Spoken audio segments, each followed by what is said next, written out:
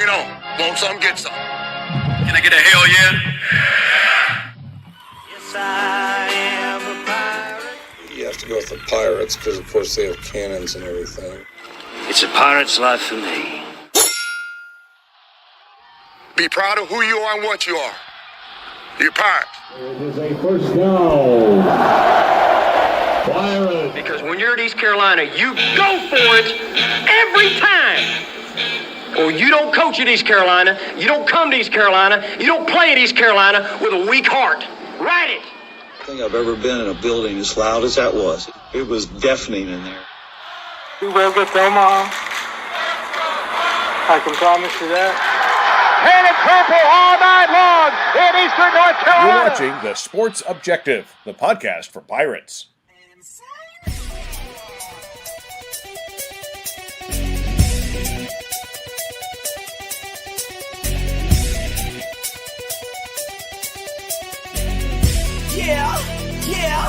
Yeah. My heart is purple and gold. I'm a pirate down to my soul. And I don't back down, not at all. Find out when the cannons explode.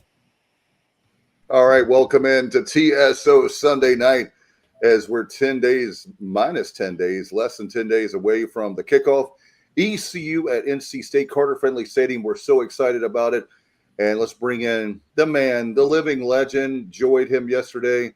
And that's Kyle from LaGrange Barber. So much fun at Media Day with you, bro. Yeah, dude, it was good. I was going to ask you right before we went live, had you updated the new Open yet? I didn't know that it was not. good. We still have Bubba. Yeah, I've got. Huh?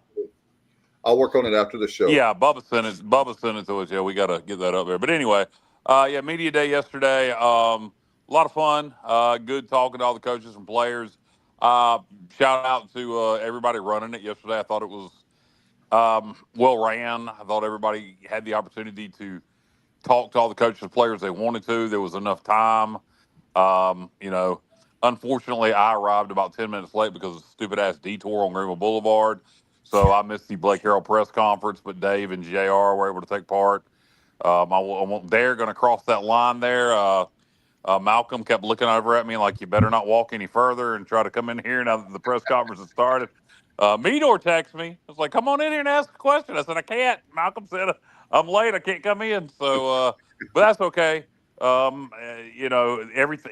It was really well done. I appreciate the time allotment that was, what we get 2.5 hours. 15. Plenty of time to talk and interview. I got 14 interviews in. So, hats off to ECU. They did a good job running that yesterday. Yeah, as we bring in Johnny Robertson, we'll get to Stevie in just a second. Miss Stevie really bad because he was working. He's a grown-up and the rest of us are not. But anyway, Johnny, welcome in. And I tell you, let me add to that. I'm glad you stole my thunder a little bit, Kyle, but I'm glad to hear you say that. They did a great job. And the reason why is the last time Kyle from LaGrange Barber was at a media day was 2019, our very first one. And the sad thing is, like I've said before, one thing I can compliment Scotty Montgomery on one thing. Well, two things. One was he talked about ad nauseum about the indoor practice facility. We appreciated that from him. And the other thing was, if you're a member of the media, Scotty Montgomery will let you talk to any player you wanted to. You had I wouldn't say 100% access, but I will give Scotty Montgomery credit for that, okay? So imagine how we feel when, we're happy, Houston's there in 2019 and he does the normal 2 hours and 15 minutes. COVID happens and then it just it went downhill with Houston. Houston was great when you first met him, and then it got worse and worse and worse.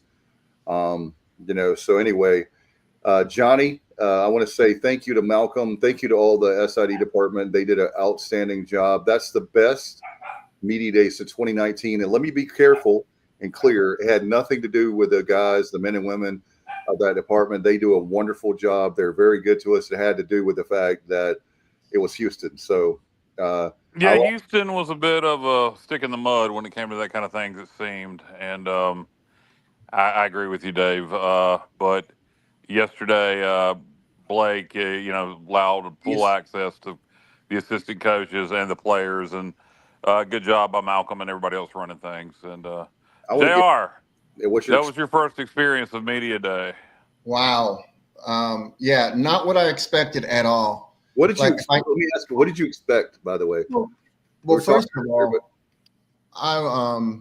it was just so low key. Like there was no stress. Everybody, I don't want to keep repeating what you two have already said, but everybody was so welcoming, and it was just a low stress situation where everybody was accessible.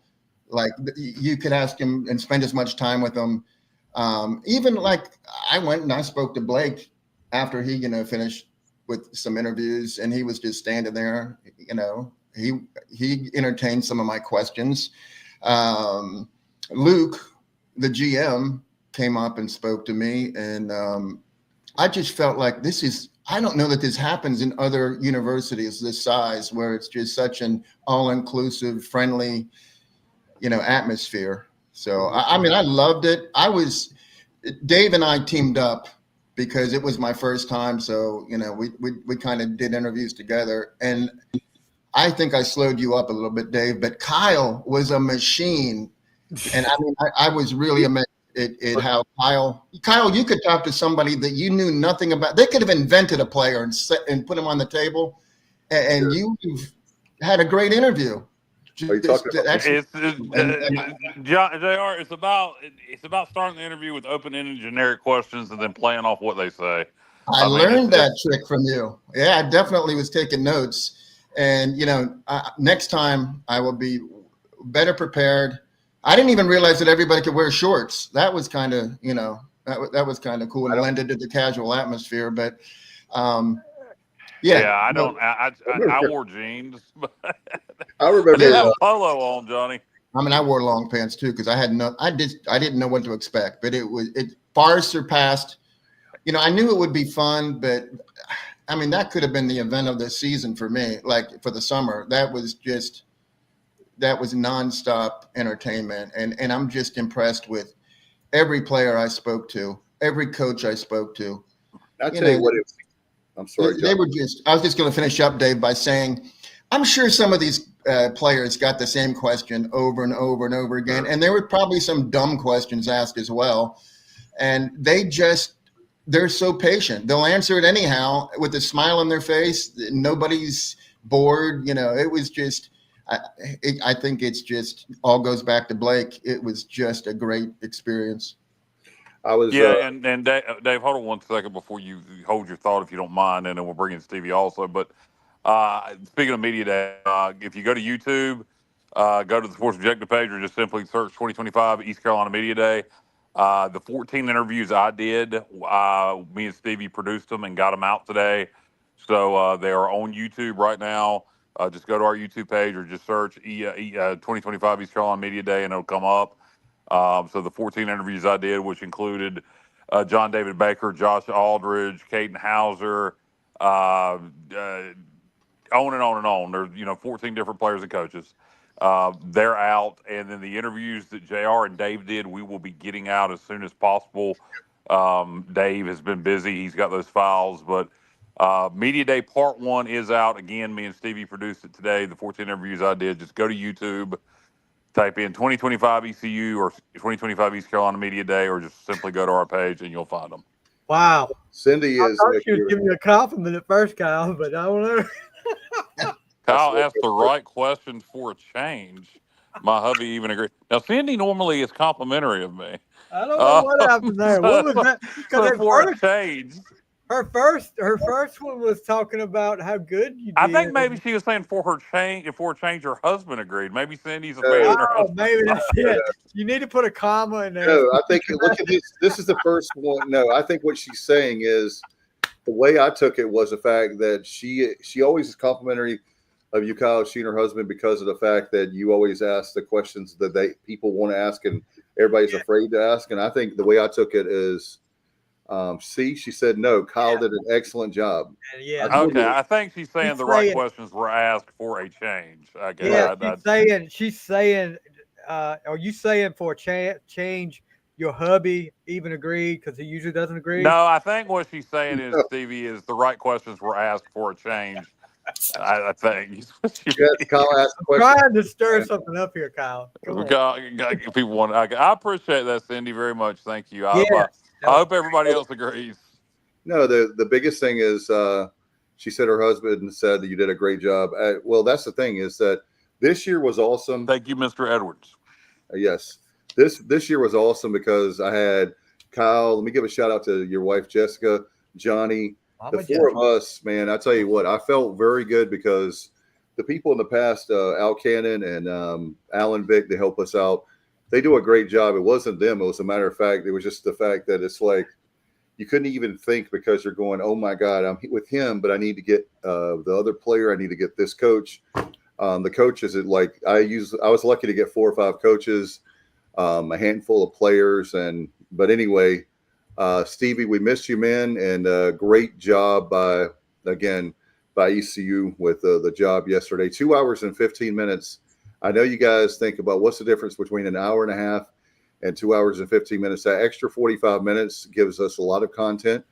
I also want to give a shout out to Blake because I felt like, guys, I know that Johnny's your first, but you were talking about it was definitely more relaxed. I would love to ask the media how they felt. Kyle, you've been there before, but I thought it was very relaxed. You know, you just low key. If there was 2 or 3 people standing waiting for a coach or a player, you just walked over and found a player that had one person interview them, waited and stepped up and did your interview. It was very low key, very relaxed.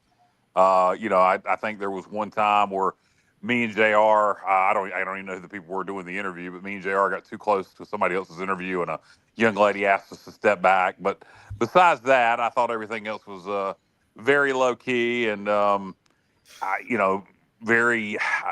everybody took their turn and was, very kind. And, I agree. Low key is the right word. I didn't think, and granted, I didn't try to overdo it on time with anybody. I think my longest interview was 7 minutes. I tried to keep everything 5 minutes or less. I think everybody else kind of took the same approach, at least from what I saw. Yeah, I think also the fact that we keep talking about how the players say, "Hey, we're a family," we're all brothers and all that. It felt that way, to be honest with you. Like even with the other media members, it just felt like everybody was on the same team and everybody was just, I know that it sounds ridiculous, but it felt like a huge family all working together. It was great. Yeah. And one of the great things is the media is fun to see. Who's the girl that told me and you to back up, JR? Who was she with? Do you even that was she with Fire Radio? Yeah, exactly. Jenny. Oh yeah, Jenny Shelton. Yeah. Yeah, and we were probably in the background. She didn't want us there, so that's all right. We were doing. Look, hey, as much as I've done for Pirate Radio with zero compensation or even much thanks, I can be in their video. So you'll be like Tony Katane in the White Snake video. We'll put you on the hood of a car. Yeah, speaking of video, Jessica shot all the interviews I did, but I found the sound quality. I just threw my phone on the table. And I found the sound quality was better just with the audio interviews than what Jessica shot. So I went with audio only, but I do have video of all the interviews. If anybody wants any of that released, I can release them. But I thought the audio quality was more important than having video. Kyle, you were 100% correct on that. I learned a lesson also as far as, I think Dave mentioned Jessica earlier. Well, Jessica's technique and my technique were different, and hers was more effective because I was standing too far away, like from the table. I was getting everybody in the shot, but the audio was, not what it could have been. And Jessica got much closer and picked up better audio. So I learned a lot. I didn't use it, Johnny, but she did. The audio is not bad on the video. She did. It's not as good as just my straight audio from my phone. So that's what I used. But the real reason I didn't use her videos is because she would start shooting as soon as I sat down. And a lot of when I first sat down, I would be like, let's say it was Josh Aldrich. Josh, I'm Kyle Barber. I'm with the Sports Objective. Good to meet you, blah, blah, blah. And then I'd do the official introduction for the interview. She started recording as soon as I sat down. So that's another thing to release those videos. I need to go back and edit them and get all that stuff out. That's the director's cut. That would be great. Right? No. Director's cut. Some of it's goofy because I'm making jokes that a lot of people aren't going to get. But but anyway, I released the audio. I like what me and Stevie put out. I encourage everybody to go check it out on YouTube. Hey, Stevie. What I say is that if you want the director's cut, then you're gonna have to. We got to make a paywall. We're gonna do a Patreon. We got to do Patreon. Yeah, we're gonna do Patreon. Yeah. We'll do the director's cut videos where if you want to see behind the scenes with Kyle, go to Patreon. Hey, our good friend Craig from Richmond. We need to. No, Craig's from the Fredericksburg. FBX. Oh, I'm sorry. Fredericksburg. He's on the Rappahannock, not the James. Stafford County. Hey, we need to get someone to hold a boom mic for you guys. Let's take this podcast to the next level. Craig, are you volunteering? I see Craig right now holding a boom mic for us. That'll be great. All right. Here's another one for you guys. I guess they want us to get into talking about NC State. One of the alums of the Sports Objective, Brennan Shapiro, engaged Brendan Shapiro. Hey, guys, how are we feeling about NC State moving closer to week 1? Can I get some score predictions? Oh, geez. Hey, did you see? Sorry, Kyle. Did you see the comment up a little bit further up about? Oh yeah, Cameron. Apparently, NC State running back Jonathan Taylor blew his knee out the last scrimmage. Will miss the ECU game. Well, I hate to hear that. Any kid blow his knee out, honestly. But wow. But I want to say that before we start making predictions too. Is that their starting running back? Now, Paylor's the guy that has all the speed and wasn't used too much last season, and they were like, this is his breakout year, and they were going to get him in space and use his speed. So that's kind of a relief. It's definitely to our advantage, but I hate to see a kid blow his knee out like that. Second string running back. Okay. But to answer Shapiro's question, I don't want to give a score prediction yet, Brennan. I think it's going to be a high-scoring game. I will say that. Yep. If you ask me today, I would probably – man, it's going to be hard. To give an honest prediction, I would probably take NC State like 38-31. But nothing's going to surprise me in that game. It would not surprise me at all if we win it. Not one bit. I do think it'll be. I think it's going to be a high scoring game. I'll say that on both sides. I think both teams are going to put up a lot of points. Hey, Kyle, is that line? You guys, is that line still 11.5? Yeah. Last time I checked, I think it'll come down to about 8.5 by game time. It should have gone down after they announced a uniform selection for that game. I don't hate those uniforms, honestly. No, Kyle, no, we got to be. Well. Yeah, you know what? We beat them in the bowl game, which I think counts to a lot. I think Doran's got this one circled. Oh yeah. We don't have to beat State. I want to beat State, but that doesn't make or break our season. Look, if we lose to NC State and go 11-1, who's going to give a damn? That's what I said. But honestly, if you look at this team and this defense has got way too many moving parts, way too many inexperienced players. We got some older players who are not used to playing together, too many transfer pieces. Defensive line, older guys, but they haven't played a lot. I think our defense is going to take several weeks to come together. So, can we beat State? Abso-friggin-lutely. But, I break the season down as a lot of coaches do in quarters. So you look at those first 4 games. For me, those first 4, you come out of there 2-2, we'll be in good shape. 3-1 will be in excellent shape. But I'm certainly not saying we can't beat State. We definitely can beat State. But right now, if you ask me, this is an unofficial score prediction. I'd say NC State 38, East Carolina 31. Well, I'll tell you this. One of the things that I've talked to you guys before is I could see it. I'll say it like this before. I agree with you, Kyle. We're not going to give out our predictions just yet because it'll be a week from Wednesday. We'll have our preview, right? So that means that's a tease in our business. So why would you watch the preview when you know what we're going to say? But First of all, 11.5 points is way too high. I see this game, honestly, I agree with you 1,000%, Kyle. I think it's going to be a high-scoring game. I think it could be like a 4-point swing either way. If I had I think it's more fair to say maybe, like you said, 7-8 points. I don't agree with 11.5. I think that if nothing else, take the points if you're a betting person. And I'm the last person to take betting advice from, but I do believe that it is way too much, way too many points. I think it's very disrespectful, especially when I would give the edge to NC State because it's a home game. However, they've lost as many people as we have thanks to the transfer portal.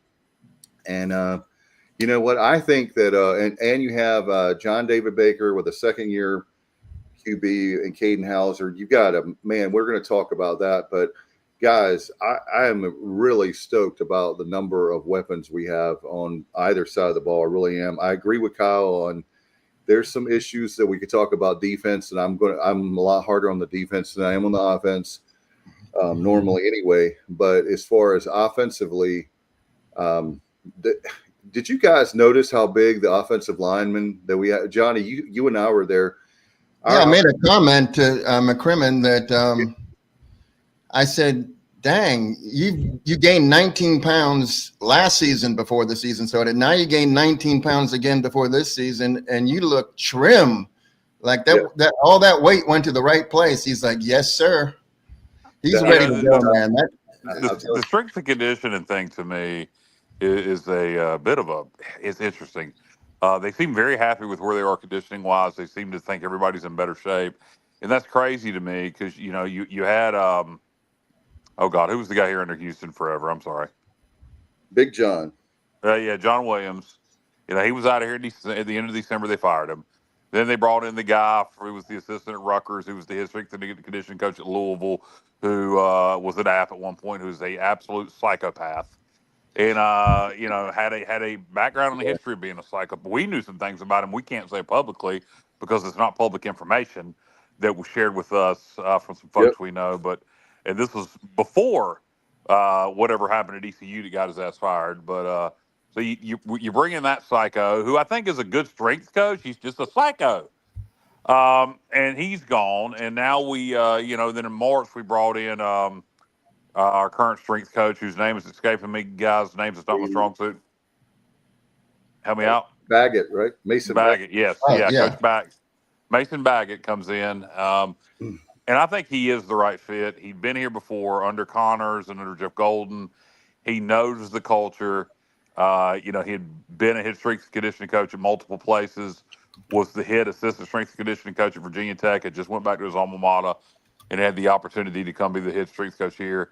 I think he's done a great job. If he's been able to take over that mess where you had two different strength coaches, you know, in December and January, and then I don't know who was running things up until he got here in March.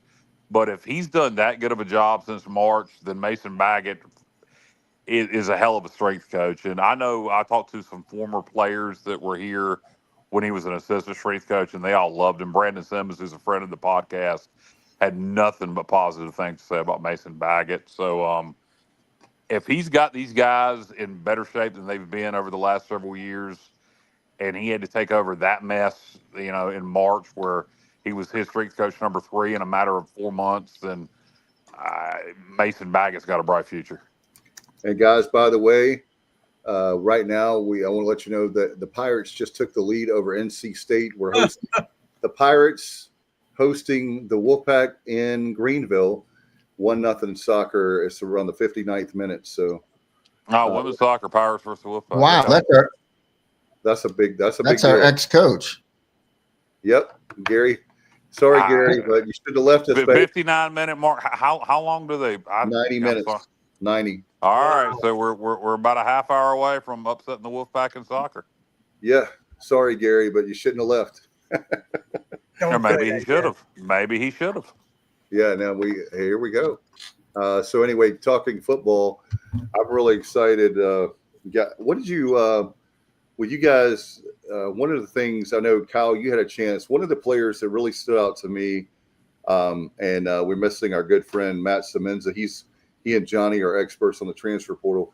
Man, Mike Wright. Yeah, by the way, I was mentioning that before you asked the question, Dave. I promoted Matt being on the show tonight.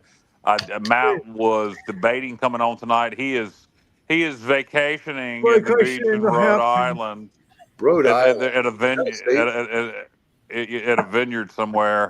He's somewhere out there sipping tea. Yes, sipping something. But Matt will be back with us next week. So if anybody's looking for some Menza, he'll be back next week. But Dave, what player were you going to ask about?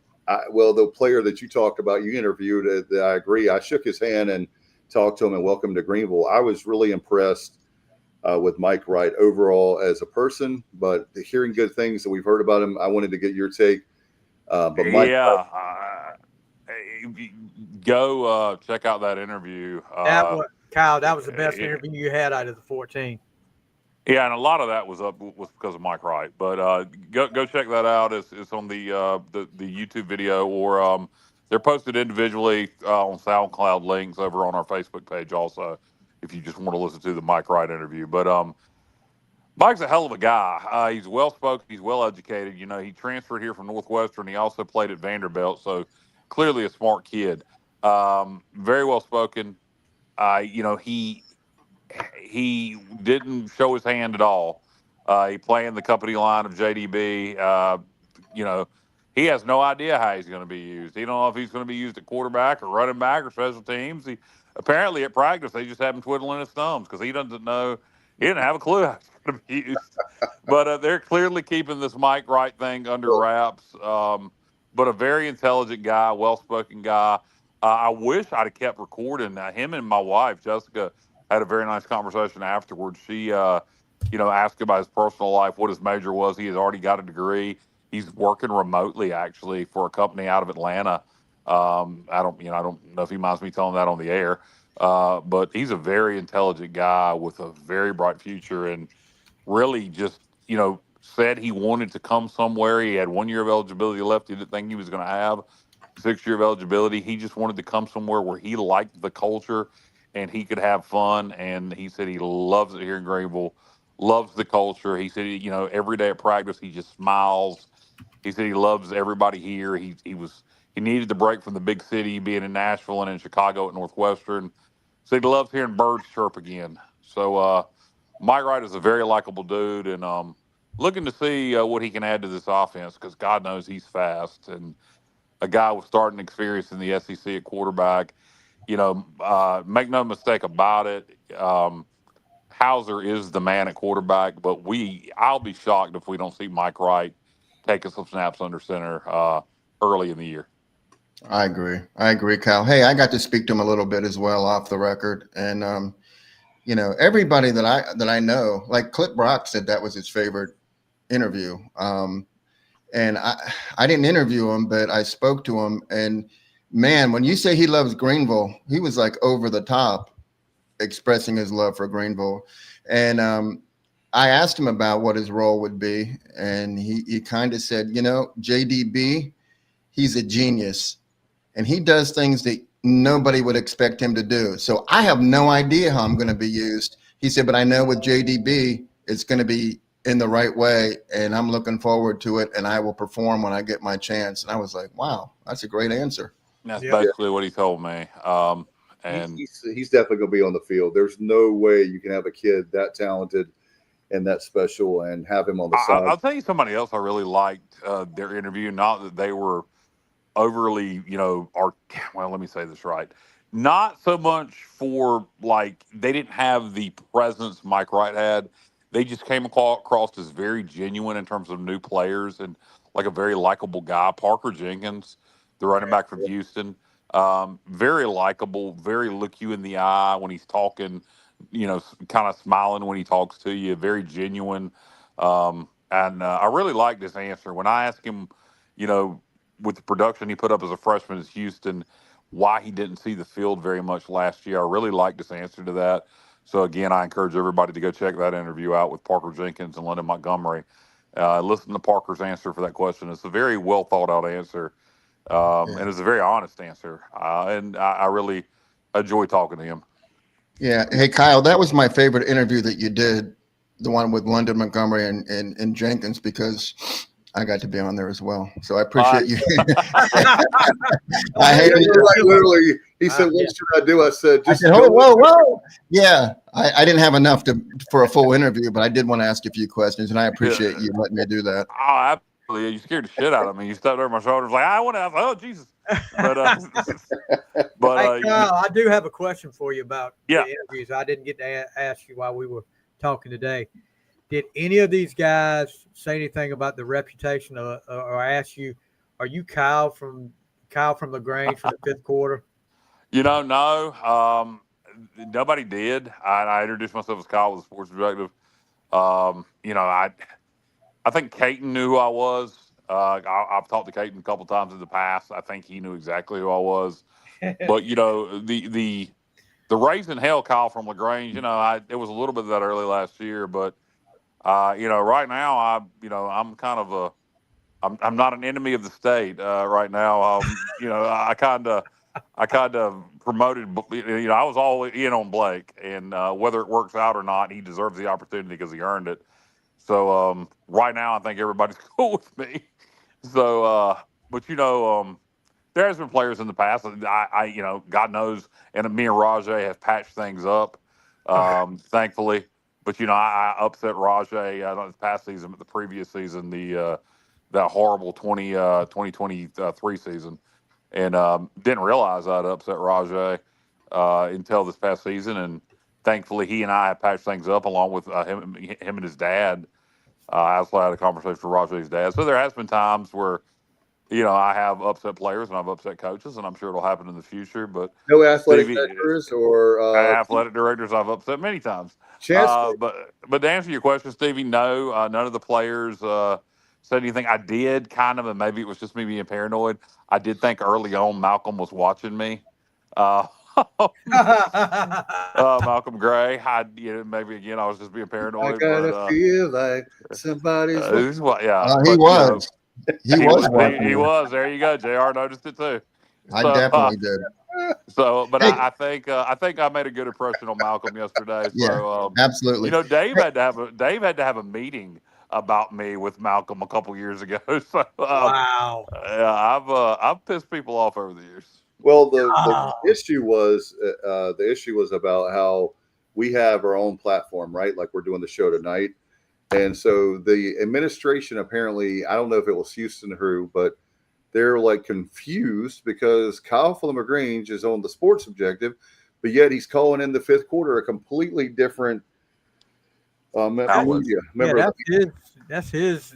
I do that on my personal time, and I think some of the things I said on the fifth quarter because they have a bigger audience, piss people off, and that's raw emotion. That's right after games, and and lots of times I don't get up there and promote the podcast, but I think the more people that are aware of me, then by virtue of that would be aware of the podcast. But anyway, I did notice, and JR noticed also Malcolm watching me, and like I said, I think I hopefully made a good impression on him yesterday, and hopefully he realizes I am sane. I do know how to act. Hey Dave, I got a Malcolm Gray story from yesterday. So I had poor clock management yesterday. JDB was available, but I was doing other interviews, and I had some good stuff for him. Did Robert finally? Sorry, Joe. Who was Robert asking to be quiet? I don't know. Don't you remember when the people from housekeeping were loud and there was a press conference going on, and Malcolm said, "Could you be quiet, please? Thank you." Okay, all right. I was like, Robert, are you asking me to be quiet? What the hell? Look, we're bringing out Kyle fans everywhere. Look at that. Look at this one, Kyle. Jonathan, I like hearing Kyle's opinion. Thanks, Kyle. Voice of the fans. Wow. Thank you, Jonathan. We all bleed purple and gold. Thank you, Kenny. Absolutely. Yeah, absolutely. So anyhow, to finish up this Malcolm Gray story, I kind of lost track of time. I was doing another interview. Then I finally see, someone's doing an interview with JDB, and I'm just waiting. And they kept asking more questions. And I was like, dang. And then they finally got up and, moved away. And I'm moving into the table, and Malcolm Gray comes in like I just hit a 3-pointer after the time expired and like waved it off. He was like, no, time's up. You can't ask him any questions. And I was like, oh boy. So I followed JDB to the elevator and asked him some questions off the record. And he was very accommodating. But yeah, I didn't get my interview because Malcolm definitely waved me off. I wonder also if he saw me interviewing him, realized we were together, and said, all right, they already have content with him. Who knows? Yeah, it could be. No, I think it was just the fact that he was trying to get the coaches out of there. I don't think that was the case, but it was so much fun. Stevie, I told Stevie, it's always the middle Saturday of August. We got to have you, brother, because I did miss you, and I miss Bubba and Matt. I'll say that too. Love to have them there. Hey, can I give Bubba props? Because Bubba texted me some very good questions that I was able to ask, and I guess by proxy Bubba was there through me. But yeah, I mean he's very good at knowing what to ask, so I appreciate his help. Well, I'll tell you what, for me the media as a whole is growing. I love that fact. I love the fact that we have the best fans in the world. Things just felt right yesterday. And let me give a shout out, by the way, guys, to, I don't get paid by Blake Harrell, but Blake has always been very nice to me and a lot of other people. And that's why we were rooting really hard for him. Not only is he a good coach, but he's a great guy. And he loves to be in Greenville. I mean, that is like so cool to have a guy that he doesn't take himself seriously. I think the fact that he answers all our questions, I think it was 26 minutes or something like that. We had a decent amount of time with him yesterday, not to make it all about media day and sucking up to everybody at ECU. But when they do a good job, we're going to tell you they do a good job. And one of the things I wanted to say to Kyle is, going back to that, is people don't understand that when things are going well, Kyle is not like some of the fans that drive me crazy. And I told you this, Kyle, yesterday at lunch. We'll talk about this in a second. How at lunchtime, how on the fifth quarter, when things are going right, you're not going to hear Kyle do cutting wrestling promos. And that's what people think. That's not all the truth. No, I'm not like that when things are going. Here's the thing, Dave. When have I screamed and hollered and said somebody needed to go where they didn't end up going? Right. Jeff Confer, gone. Cecil. Cecil Are you listening? Staten, Cecil Staten, gone. Scotty Montgomery, gone. Mike Houston, gone. So I don't, I won't screaming for Ruffin to be fired. I didn't start screaming for Houston to be fired until, not even the 23 season. It was the start of the 24 season because of the 23 season. So, yeah, I think some people think I'm negative drama or whatever, and I'm not trying to make it about me. Who cares? Let's not talk about me. Let's talk about ECU football. One thing yesterday we didn't get to talk about at Media Day was special teams. I didn't see any kickers. If any of the kickers or punters were out there, I didn't interview them. No, they were not there. JR, I know this is a topic that we really need to discuss, is the kicking and punting battle. So I'm going to pitch it over to you and let you kind of lead this topic. Okay, so punting, I just know it's between, the Australian and the guy from Florida. Ryan Levy's from Florida and Thomas O'Halloran is from Australia. I'm not, Kyle. I think it'll be Levy. I'm good with the kickers. The kickers are my guys. That's who I'm following, the kickers. The punters, not so much. So I can't help you with the punters, but kickers, it was an interesting dynamic last year because, Andrew Conrad, he started off the season as our kicker for the first 4 games, and he was both doing place kicking and he was kicking off.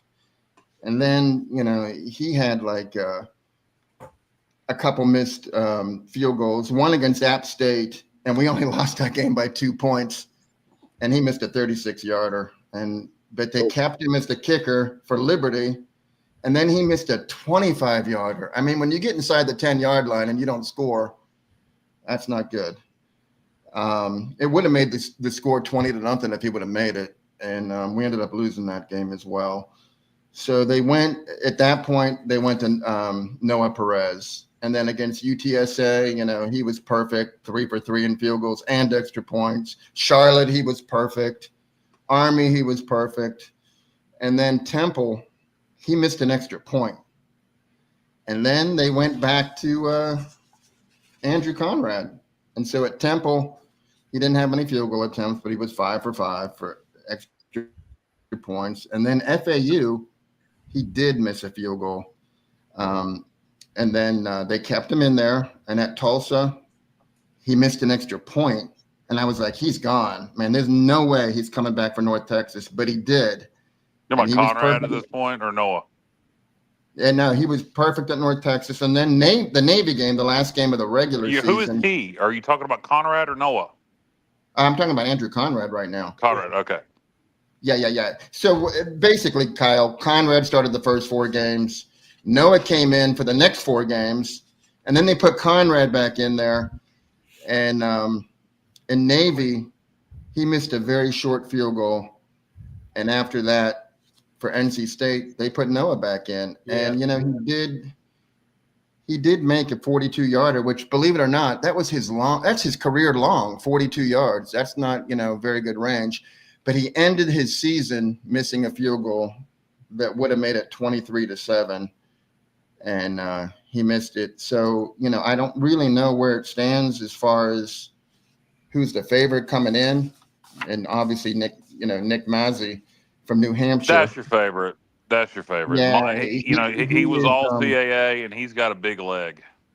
But here's the thing. His 2 longest field goals are 52 yards, but he's had 4 field goals blocked. Noah and Andrew have never had a field goal block, and they've never had a kickoff go out of bounds. But Nick, he's had 4 field goals blocked, but he does have good range, 2 52-yarders. But he's the funny thing is he's 7 inches and 67 pounds heavier than Noah is. And it shows because he's made 8 tackles, 7 of them solo. So, hope you don't want your kicker making tackles, but he's, as a kickoff guy, he makes tackles. But I really feel like our kickoff guy is not going to be him. It's going to be, I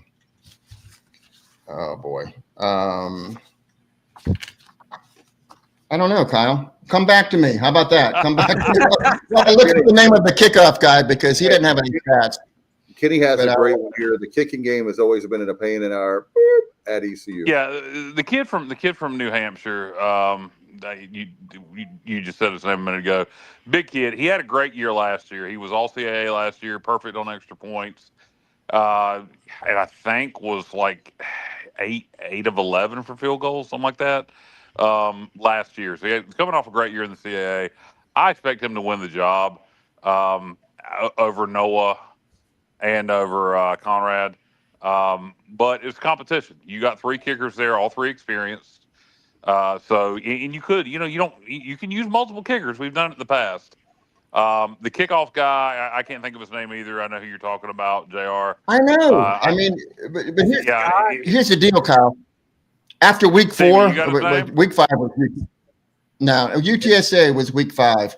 And after that, Andrew Conrad, not only did he lose his starting kicking job, but he never kicked off again because once the mystery kicker entered the scene, he held on to that position because he was very efficient, no kicks out of bounds, a lot of touchbacks. And as soon as I find his name, we can praise him. Everett Scott, yeah, and he's back, and he'll be kicking off again. The question, yeah, absolutely, he's the kickoff guy. There's no doubt about that.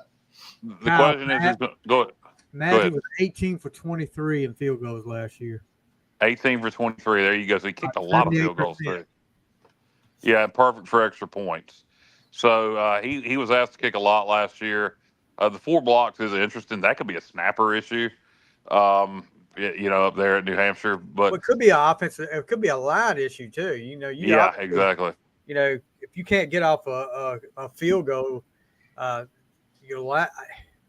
without seeing it, I would know. But it could be a line issue. Could be a snap issue. Well, you would think a kid that big who has made a 52 yarders would not have a low trajectory, which is what you think of with a kick being blocked.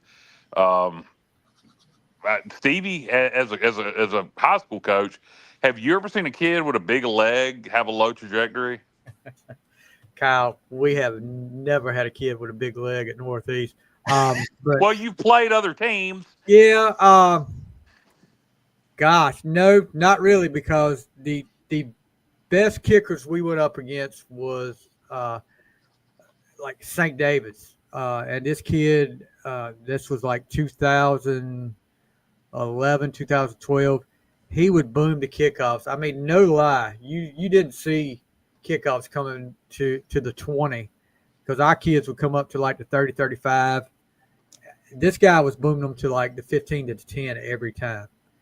Doing it just enough where it wasn't a touchback, but enough to, where we would have to field it and have crappy field position. But yeah, I've never seen one with a low trajectory with a big leg. Big leg, yeah.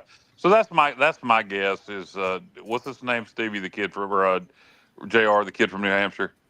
Nick Mazzy. Yeah, Nick Mazzy. Mazzy. My guess is Mazzy's going to win the starting kicking position.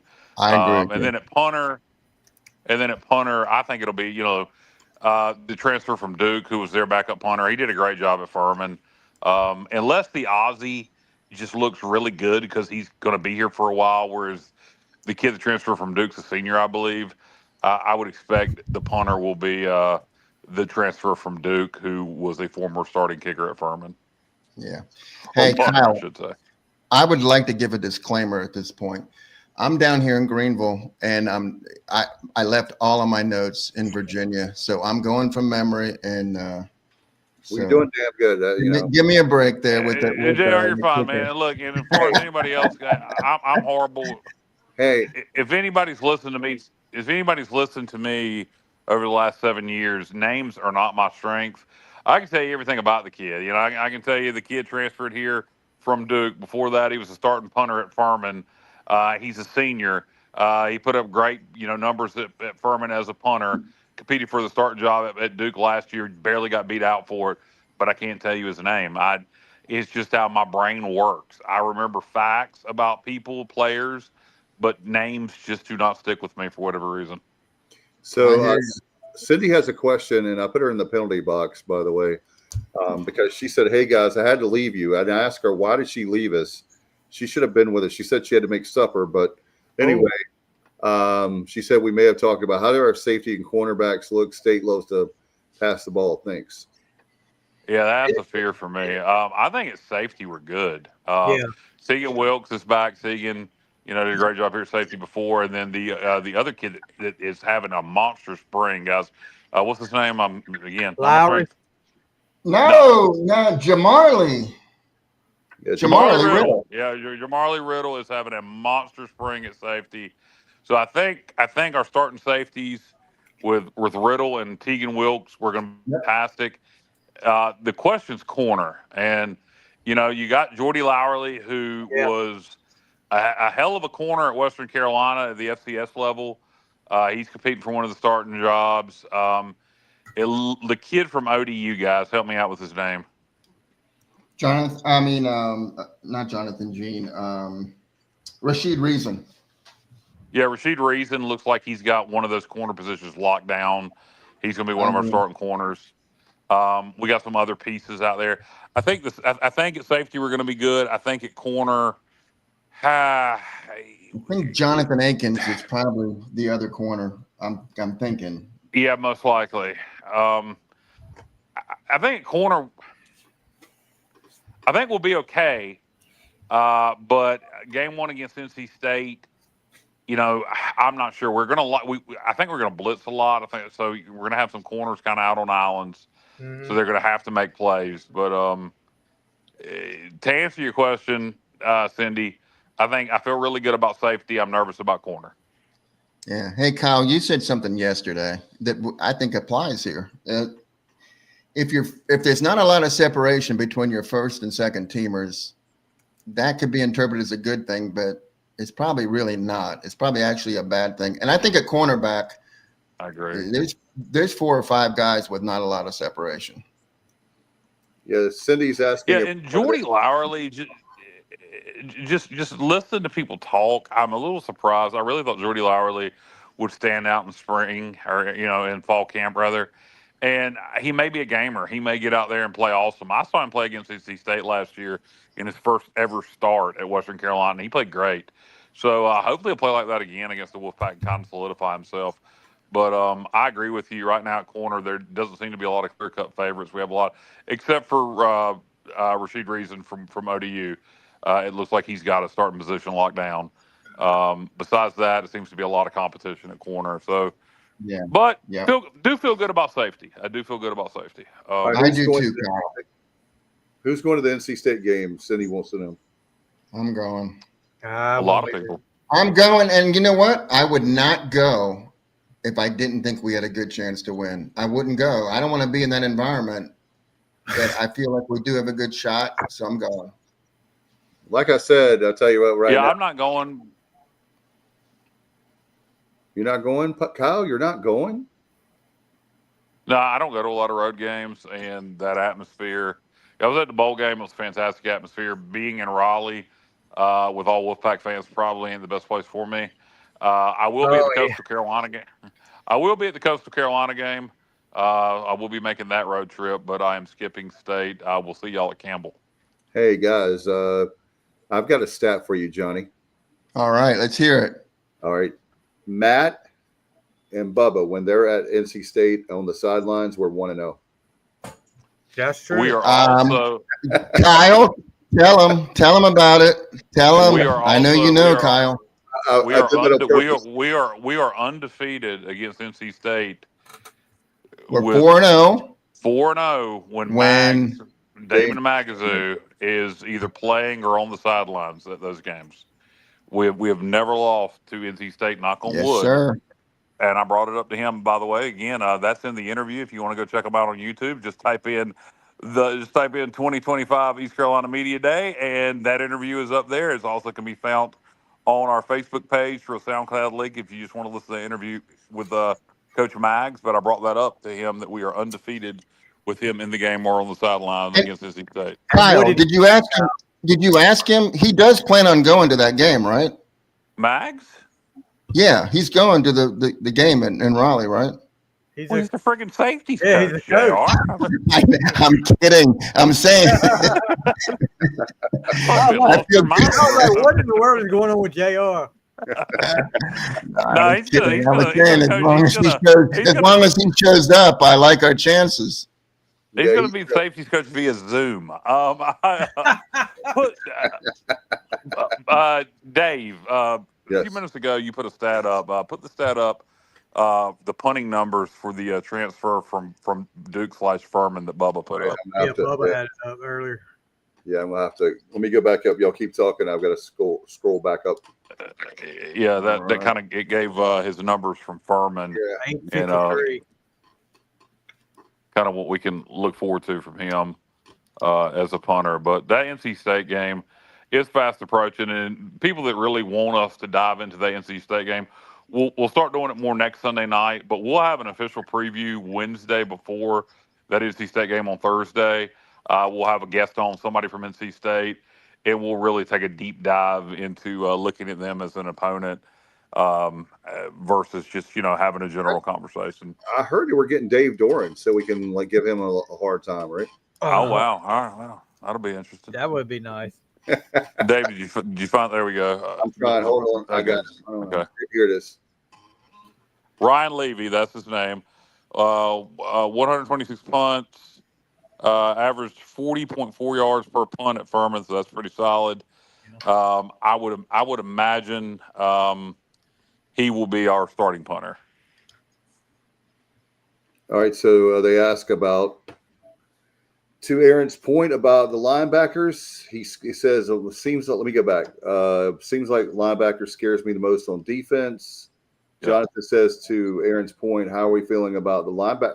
Actually, I'm feeling pretty good about the linebacker room. I think we'll be fine there.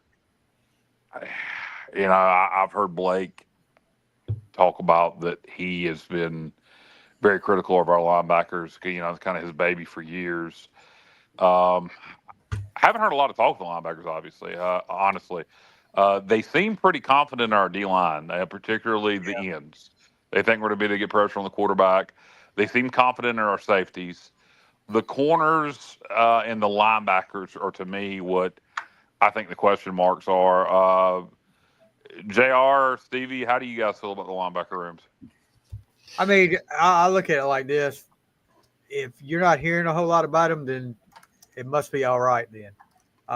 Because you would be hearing something about them if they were bad.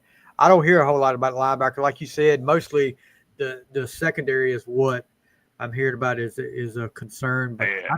I've heard Blake talk about the linebackers. JR, what do you think about it? What are my thoughts? My thoughts are, I'm sorry, Stevie. No, go ahead, JR. Go ahead. No, I was going to say, this is the prime example of having too deep, like not a lot of separation, in my opinion. I mean, I feel good about Damian Wilson and Sam Dankoff, but, Matt's not here tonight, but, he made a good point. Sam's kind of lanky, and he's I think he's like 6'7". I was just like saying it's harder to get leverage to stop the run when you're that tall. You can't really get leverage, but he's been playing well. The backups, Jackson Barker is, from what I've heard, is just making incredible, strides in his game. And also DJ Johnson. So we got 4 guys there that can all play, and their coach is my neighbor. So I know he's a good guy, and I know he's a good coach. So I have faith in the linebackers. So you don't have any inside info? Say again, Stevie? What's that? I said, JR, you don't have any inside info on that? No, I said, what happened? He won't give any inside info, and I don't blame him. He shouldn't. But hey, Dave, do you remember when I asked him, even though he's not the position coach, I asked him specifically, about see, here I go, Kyle. I can't remember his name. Demarius Hines. Yeah, the safe. Yeah. I asked him about his physical. To be more clear, our linebacker condition, coach was Demarius Hines, high school coach. He just really wouldn't. Yeah, for me, I mean, correct at Westlake in Georgia. Yeah, I agree with you, Johnny. I think that so he didn't really. I think he knew, but he wasn't going to tell us. So injuries, they don't want to tell us. He was not going to tell us. Because it's like at first, and I don't blame him, Yeah, I feel like that. We'll have to. It's hard to say, but if I had my guess, I don't want to say. I don't know why. Just to be quite blunt, I don't know why we haven't heard any more updates on Hines. At this point, they should have gotten MRI results, etc. I don't know what the secret is there. If they're not sure how long he's going to be out, then just say that. I don't know why we haven't got a injury update on Hines, but what JR was saying was, our linebackers coach was Hines's coach in high school, and he asked him about him, and he didn't have an update on his condition. So I don't know. Speculation doesn't sound good. So it could be a situation where they're still waiting to see if he's going to be out for the season or not. Maybe that's what it is. But at some point, we need an update on him. I don't understand why that's being kept so hush hush. You would think at this point they would have a diagnosis. It's been a week. So that doesn't make a lot of sense to me. Yep. No, I agree, Kyle. Dave, did you catch when he said the surgery word? He said the S word, and then when I asked him about that, he quickly said, whoa, you should really talk to the trainer about that. I'm not his position coach. And I was like, yeah, but you're his high school coach. I'm sure you're closer to him than most people. And then I backed off because I could tell he just did not want to. He was uncomfortable with the question. Yeah, that was the only one.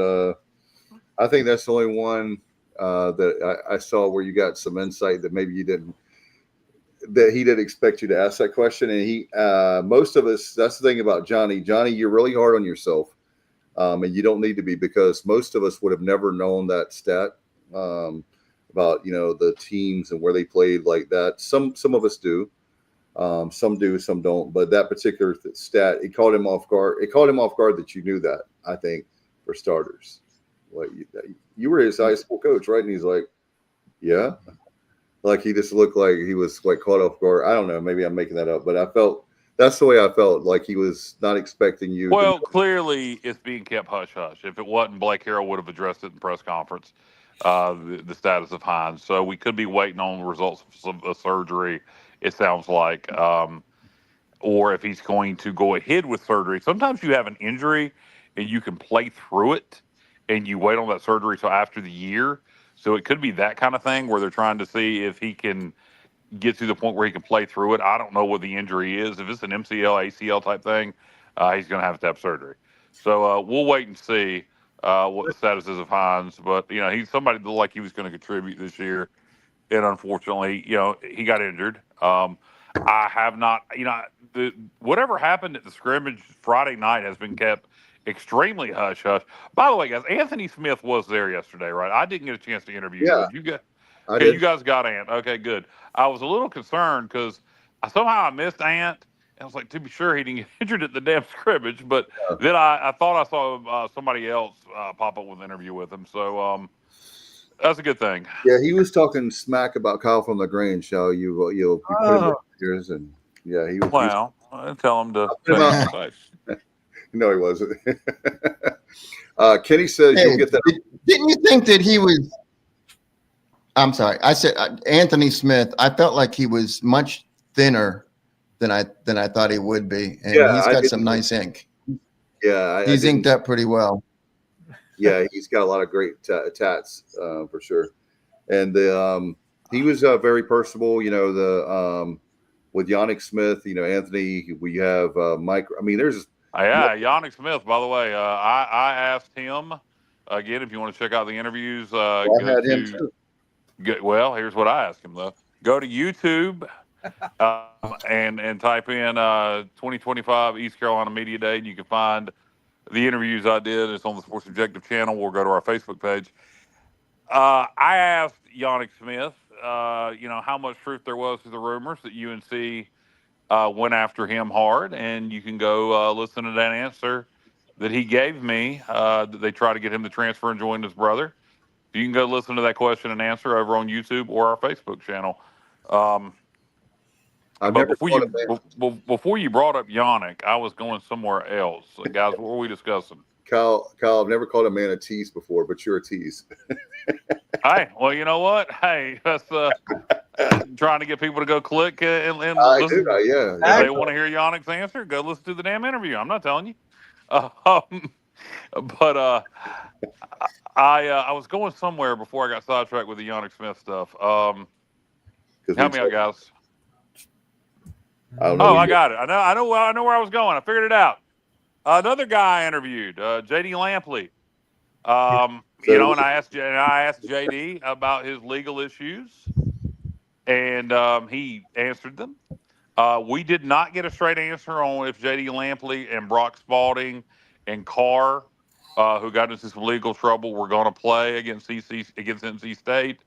But I kind of got the job that they were. It was never answered straight, but it sure felt that way. And to me, the fact that they had J.D. Lampley sitting out there to be interviewed indicates that I would guess he'll be playing against NC State. I asked him if he was going to be playing against NC State. And again, go find that interview on YouTube or Facebook and hear the answer for yourself. Yep. Yeah.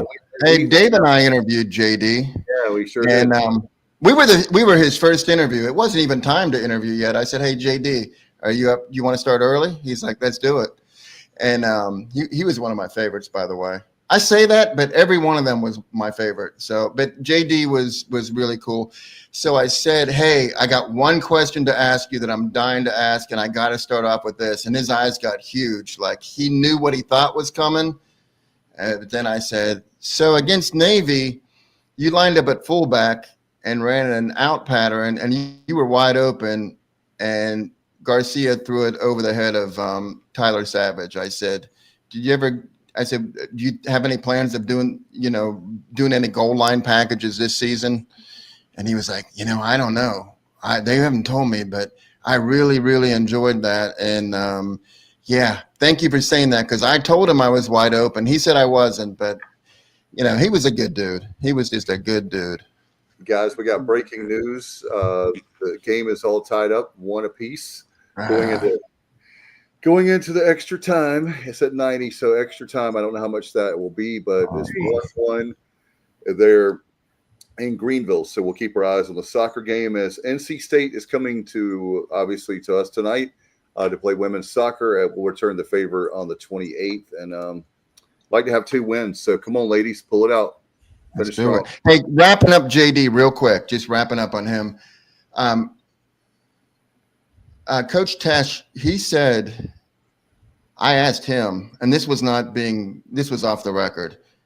I asked him about those 3 guys, and he said, let me tell you. He said they were all demoted. They all dropped in the depth chart. And he said nobody gave anything to any of those guys. They all 3 worked so hard that they got their status back, and nobody gave it to them. Nobody's giving them a pass. They earned it. And, I don't know if they'll play or not, but I think he does. But they certainly, if they start that game, they've earned it, and nobody's giving them a free pass. Yeah, that was Coach Tesh. Yeah, Tesh. Tesh is a great guy, of course, from Mebane, and he's a guy that's been here since 2019. He's still part of that staff from the first staff from Houston. If you remember, he started out as a special teams coordinator when he first came here, but the guy has been doing a great job at defensive line. And I like Roy Tesh. I'll tell you why I like Roy Tesh. He's the kind of guy that is really low key. And now when he's on that field, I've seen him. When he's on that field, he's not low key, and you don't want him to be giving milk and cookies to the team. But I talked to him about the fact of how he's been complimented, how he's getting a lot of guys in and out, the freshness of the players. And, I think I think the defensive line, I think our defense is going to be better than what we expect. Notice I didn't say it's a top 20 defense or a top 10 defense. But, Johnny, you know what Blake Harrell said? With about JDB. Yeah. Well, you mean when I gave him that stat? Yeah. Give that stat to our audience. I don't think they know that. Okay. So I took Blake. I didn't take him to the side. He was just standing there and with a smile on his face, and there was nobody near him. He was just standing there smiling. And I was like, wow, man, this guy is so approachable. I'm going to approach him. And I did. And I said, hey, Coach Harrell, I said, I'm not sure if you're aware of this or not. I said, but East Carolina is the only school in the nation, and the first since 2021 Penn State, to have a player on the Manning watch list, the Bolitnikoff watch list, and 3 players on the Doak Walker watch list. And he looked at me and he instantly said, well, then our offense better score 50 points a game. No pressure, JDB, right? He didn't say that, but I did. No, I think. Yeah, and speaking of that, we've talked about, the Bolitnikoff Award and the Doak Walker Award. We hadn't had a chance to talk about Caden Hauser being one of 27 quarterbacks on the Manning Award watch list. I haven't looked at the other 26, but I bet you there's another kid named Manning on that watch list. So my prediction is Arch. Yeah, my prediction is Arch Manning is going to win the Manning Award. But it is good to see, it's 27 quarterbacks, just 27. Think of 133, 34 FBS schools now. And Caden Hauser's one of 27 on the Manning Award watch list. So if he lives up to those expectations, meaning he's one of the 27 best quarterbacks in the country this year, we're probably going to have a really good season. So let's hope that happens. That would be a great thing, especially I just feel like with the guys coming back that we have, I've said that the running game, I tell you what, Johnny, again, let's give credit where credit's due. That offensive line And Coach Maddox, man, oh man, oh man, are they not? They were just unbelievable. I just really love those guys because looking at them, we always talk about the offensive line, about how much smaller they look than other teams. But I will tell you what, if things are going the way I think they're going with the strength and conditioning, didn't you feel like that those guys were, like we talked about, it's not like having these big dudes, right? They're actually not only they big, but they're more athletic. They're lean. Yeah. All right, I have a question. Lean, athletic looking big guys. Matt Redmond says the real question is, did they have city speed yet? City speed. We're still working. Well, you know what? We did get Mike Wright from Northwestern, which is in Chicago. So I guess that gives us some city speed. Yeah, and he also was in Nashville. That's a nice city. Kenny said receivers, running back, and JDB. A lot of talk about the speed we have there, Johnny. There's some guys we have on there that can run 23 miles an hour, right? Well, I know 22 plus. We have more players. Yeah, we have a lot of players that can do that. I think UNC only has like a handful. So we have the speed. We definitely have the speed. Yeah, speed kills. And my question is, before we get into week 0, I got, we got part 1 of the interviews out. When the hell is part 2 coming out? Dave, you got to get those files over to Stevie so he can get them out on YouTube.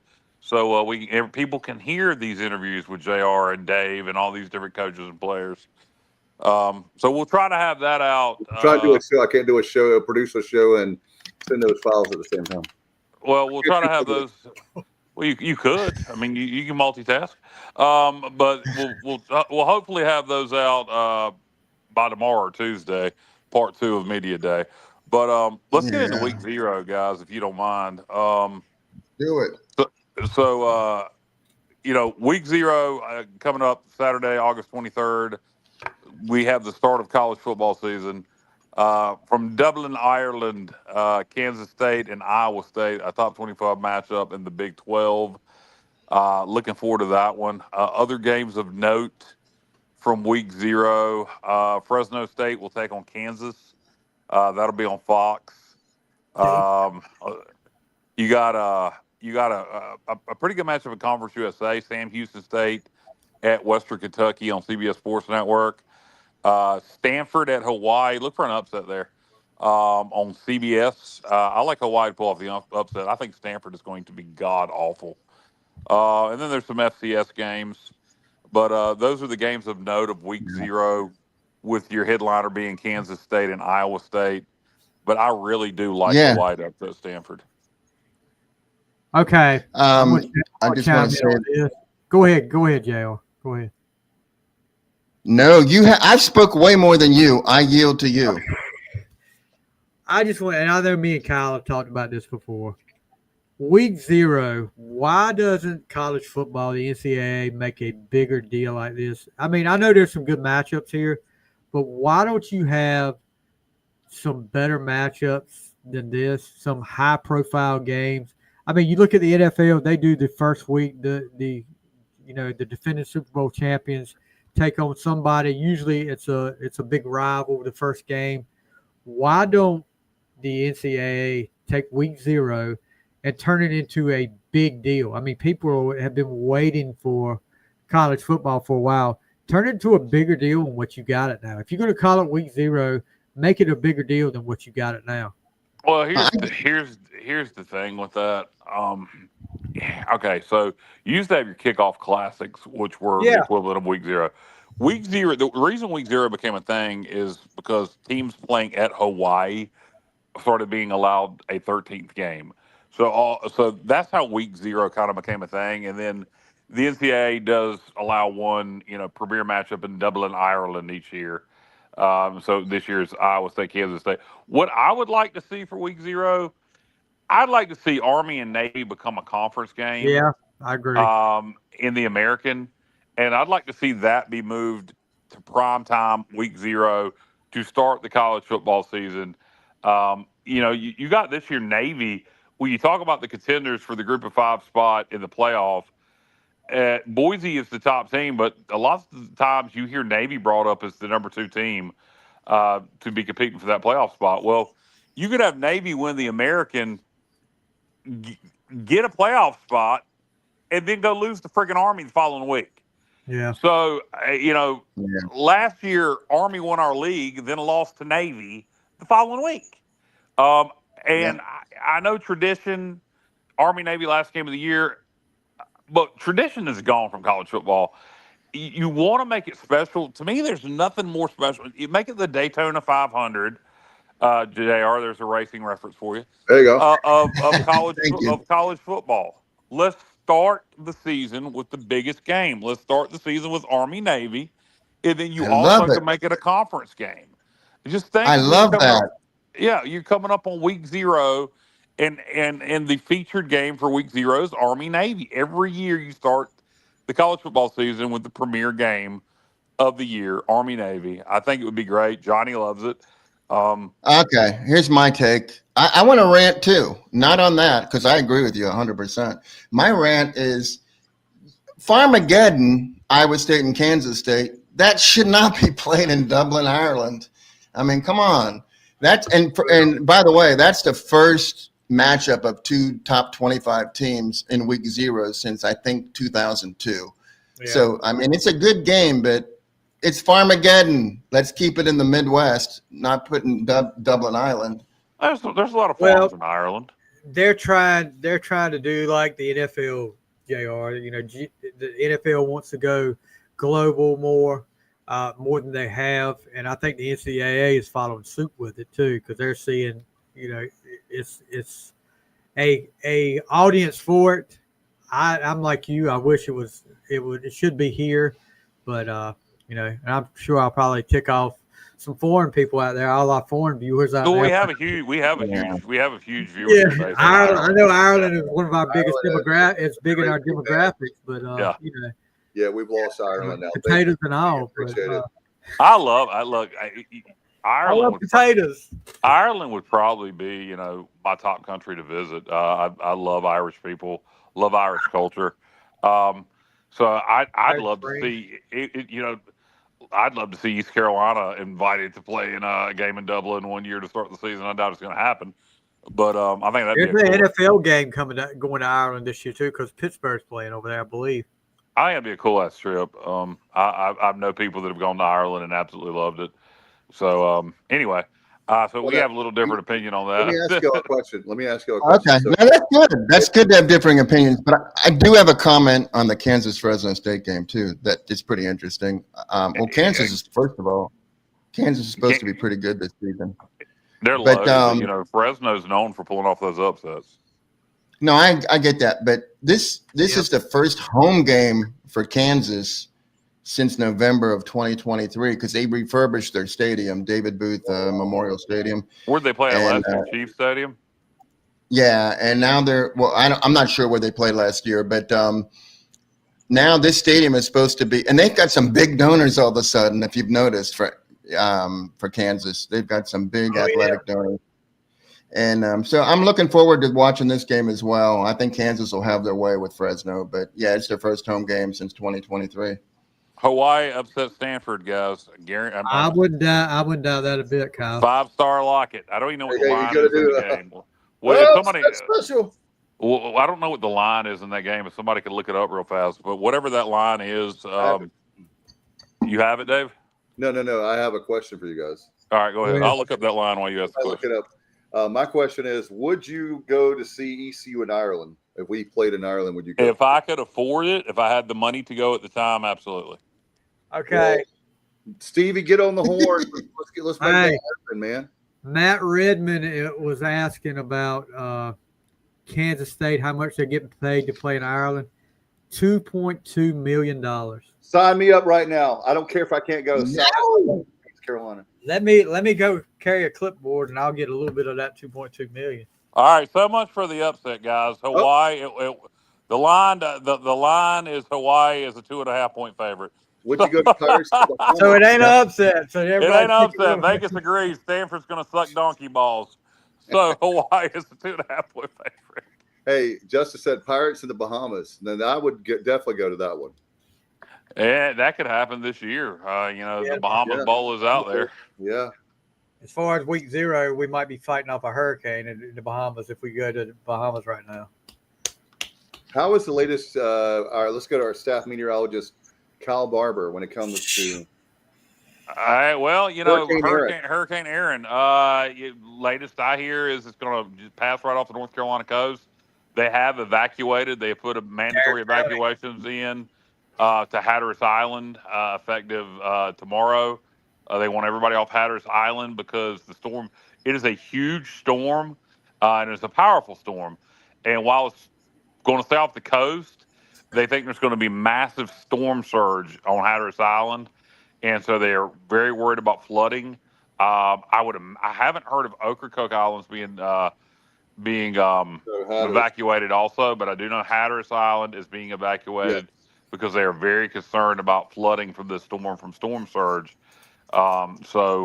Besides that, unless it comes a little further west than what they're forecast, I think we're just going to see some showers here in eastern North Carolina. Now a little shift west. Particularly for our friends at the Outer Banks, they could take a beating because it is a massive storm. Yes, it is, and good luck. Hopefully, everything will go well for our folks on the Outer. One of my favorite places, like Kyle. I don't know about Stevie and Johnny, but Kyle and I love the Outer Banks. I do know that's one of the things we have in common. It's one of my all-time favorite places. I just think that it's. I know people may disagree with me. But I think it's underrated. I think it's very underrated as a beach. I really do. But I don't know that it's underrated anymore. I think Outer Banks is becoming really well known. I think that stupid ass show, which is actually filmed in South Carolina, has created a lot of tourism for the Outer Banks. I was done. How do you really feel? I was done with that stupid ass show in season 1 when somebody took a ferry. Somebody took a ferry from the Outer Banks to UNC. Apparently from now Chapel Hill. Yeah, exactly. Yeah. All of eastern North Carolina is underwater now. You could have believed it if they said they took a ferry to ECU because you could see that maybe into Little Washington, but to Chapel Hill it was moronic. But the Outer Banks are great. I mean, I enjoy it. From Nax to Kitty Hawk, the heart of the Outer Banks. Now, really, the busiest part of the Outer Banks is the northern Outer Banks, Duck, Southern Shores, Corolla. It's the Virginia Annex, basically. And then, hey, Kyle, you and I agree that the two of the best features of the southern Outer Banks is Fish Heads and Coquina Beach. Yeah, Coquina Beach, yes, we agree 100%. Fish Heads is, look, if you haven't ever been to Fish Heads, just go. Just go. I mean, the food's, it's a small menu, but the food's good and it's very reasonably priced. The drinks are good. It's on a pier. The atmosphere is unbelievable. One of the coolest atmospheres. Sometimes they'll have live music, just laid back, eating and drinking on the pier. Everybody's cool as shit. The waitresses are cute. I mean, it's a great atmosphere. And then Coquina Beach, JR, out on Highway 12, one of the best setups in terms of, changing areas, showers. And then the beach is not very busy. It's a beautiful beach. The only thing I would say negative about Coquina Beach is sometimes you really do have to watch out for the jellyfish and the sea lice. But it is a great beach. And then there you go. right over from Coquina on the other side of Highway 12 is the Bodie Lighthouse, which is also really cool to visit. Very cool. He says heading to Nags Head Friday morning after the state game for the weekend. We're going to see Drake, White, and Manio. I'll tell you what, I love their. Yeah, I'm jealous of Kenny. How about what they've done with the amphitheater in Manio and then the amphitheater out in Currituck County? There's 2 amphitheaters there now. The farm out in Currituck County. Oh, I didn't know about that. Yeah. Oh, yeah. They Scotty McQuarrie's about to be there. ZZ Top's going to be there, I believe, in October or late September. Oh, man. They had Johnny and I are going to that one then. They had Brett Michaels and Quiet Riot was just there about a month ago. Wow, I missed out. Hey, Brett Rapids just reopened their amphitheater this weekend. Had Jamie Johnson. Hey, they did. They had Jamie Johnson. Alabama's coming up in September. And then I have tickets for Leonard Skinnerd at the Carolina Crossroads Amphitheater on October 3rd. Hey, Kyle, what song is it you want to hear? What song is that you want to hear? By Skinner? Freebird. Don't you know the live album? I heard it then. Honestly, I knew where you were going, Dave. Thank you. I think Johnny did too because he's already laughing. Well, okay, I didn't get it, but my favorite Leonard Skinner album or song is not one of their big commercial songs. It's a song called "Four Walls of Rayford." Oh my goodness, Kyle, that's a great choice. Great choice. Yeah, fantastic song. And then if you want to do commercial Skinnerd, probably "Needle in the Spoon" would be my favorite second song album that everybody knows. The first, and I got to ask you a Carolina Crossroads question, Stevie. Yeah, help me out, brother, on this one. But the first two Skinnerd albums are masterpieces. Right. Not that I have anything against the original 5 albums, but the first two, I'll put them up definitely in, I'd say, top 20. I need to do a music podcast with you, Stevie, sometime. We can talk about that. But I like the '87 tribute album. They had. Was that '87, Kyle? Yeah, the tribute album was '87. Yeah. Well, I tell you what, they are great. And Stevie, question about Carolina Crossroads. So in 2007, we did a show, the Big Dog 98.5. No, wait, hold on. I'm sorry, Dave. Stevie, are you talking about the country tribute to Leonard Skinner, or are you? Okay, you're talking about the live album. Is that? No, I'm talking about Leonard Skinner tribute. It was a studio release in '87. I think the album was called Tribute. You want to check and make sure, but it was a studio release in '87 with Johnny Van Sant singing lead, and I thought that album was really good. It's got a song. Yeah, I'm talking about the one the other artists did. Like no, I know that. I know the one you're talking about. No, I'm talking about the '87. I'm pretty sure it was called Tribute. It was their comeback album. Yeah, I know what you mean. Yeah, that was a good album. Different than what I was thinking of. Hey, I might be a little bit called "When You Got Good Friends Like Me." Yeah, I might be a little bit older than y'all. I'm not sure, but Johnny Van Sant on his own in the Johnny Van Sant band is just excellent. It's just absolutely stellar Southern rock and roll. That was like 79, 80, JR. Yeah, it was awesome. But as far as Leonard Skinner goes, I guess my favorite Skinner song that I mean, the popular one would be "You Got That Right." I love that song. But good one. After the plane crash and they, Skinner was reborn. I love "Red, White, and Blue." Oh, that's an awesome song. You ever heard you on their I think it was it was either 96 or 97 album. Leonard Skinner had released a live version of a song called "Traveling Man." Yeah. And then they re-recorded it with Johnny singing lead, and then they pulled the vocals from Ronnie's live version. And so Johnny sings lead on half, Ronnie sings lead on the other half of the song. Have you ever heard that, JR? No, but I'm gonna definitely listen to it after we end the show. It's fantastic. Hey, I'll say one thing. I was at New Year's Eve in Nashville. It was like negative 10 degrees that night. But yeah, it was the Kings of Leon.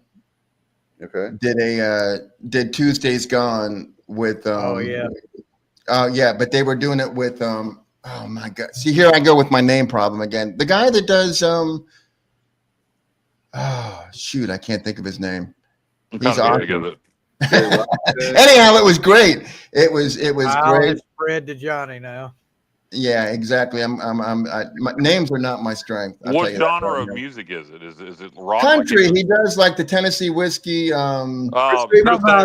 Stapleton. Yes. Chris Stapleton. Thank you. Everyone. It was him and Kings of Leon doing Tuesday's Gone, and I got a little salty. It hit me hard. I was like, wow. You know, my favorite cover of Tuesday's Gone is Metallica's cover of it. They covered it on Garage Inc. And did a really good job covering Tuesday Gone. Speaking of concerts, this past Monday night, we're off topic here. We're going to wrap things up here in a minute. But this past Monday night, I went to Virginia Beach to the Dome Great venue, by the way. I would recommend anybody go check that venue out.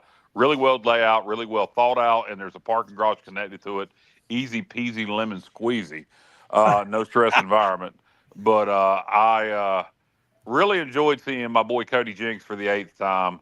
I again encourage everyone, check out Cody Jinks. If you don't like modern country music on the radio, but you like country music and you miss, he doesn't have that 90s sound. Some of his stuff does.